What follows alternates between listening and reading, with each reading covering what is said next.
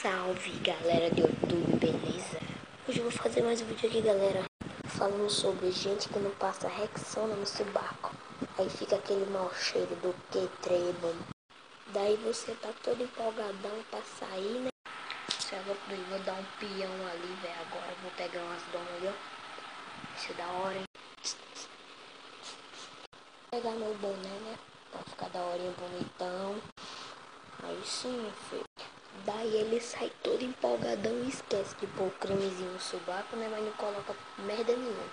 Aí, tipo, se ele vai pegar o metrô, fica aquele fedor no sobaco dele, doido. E ainda mais tumultua um monte de gente assim, ó. Aí fica aquele fedor no sobaco. Aí ele segura logo no ferro assim, ó.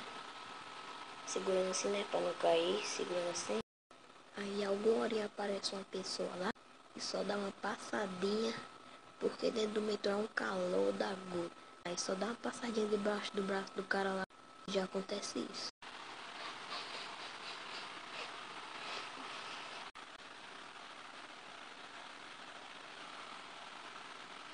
O que tu quer, oxe? Ninguém suporta não, filho. Ninguém suporta não esse fedor de subaco. Oh, mentira.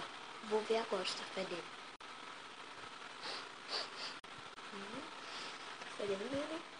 Daí ele fala, tô chegando na casa do meu amigo, vou pôr um cremezinho chegar lá. Ele chega tão apressado que nem aperta na mão do amigo, nem cumprimenta. E aí, André, beleza? Depois. O que você vai fazer, moço? Aí já desconfia logo que vai fazer alguma coisa, né? Aí o cara tem que ir curiar que ele vai passar um cremezinho no subaco. Aí chega lá perto, o que tu vai fazer? Aí ele fala, passar um cremezinho no subaco, eu tô fedendo. Deixa eu ver se tu tá fedendo mesmo.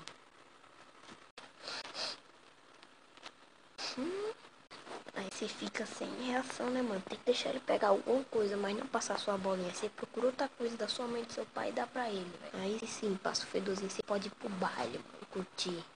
Joelho, baile de favela. Ou então você curte um rap doido.